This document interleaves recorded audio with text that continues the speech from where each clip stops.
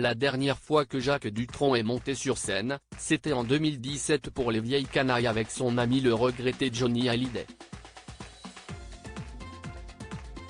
Et le chanteur ne partageait pas que l'amour de la musique avec le taulier, puisqu'il avait aussi un vice en commun, un penchant pour l'alcool. Mais, à 78 ans, Jacques en a terminé avec cette addiction. Il lui en reste encore une autre. Si est-il dans le Figaro que l'on apprend la bonne nouvelle alors que le journal s'est rendu aux répétitions de la tournée que le chanteur prévoit avec son fils Thomas Dutronc, coup d'envoi le 12 avril, qui ont lieu dans un studio de la scène musicale, Hauts-de-Seine. Jacques Dutronc a arrêté l'alcool, carbure au Cohiba et sirote de la chicorée bio, si est-il pas mal, mais si est-il mieux avec du miel dedans.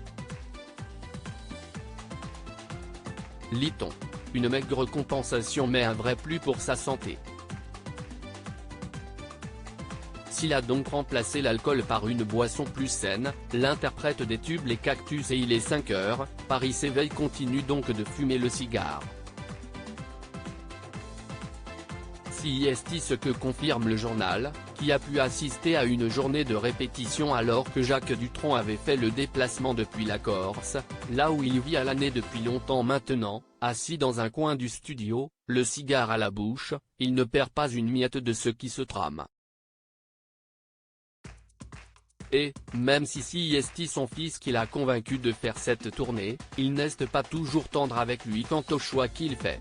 Jacques Dutronc va reprendre ses tubes pour le plus grand plaisir du public avec de nouveaux arrangements travaillés par son fils, lequel glissera aussi dans la setlist quelques-uns de ses propres titres.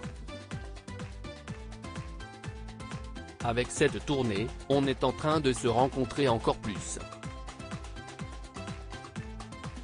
Cette tournée, si est avant tout la volonté de passer un moment ensemble. De joindre l'utile à l'agréable et vice-versa, relate Thomas auprès du Figaro.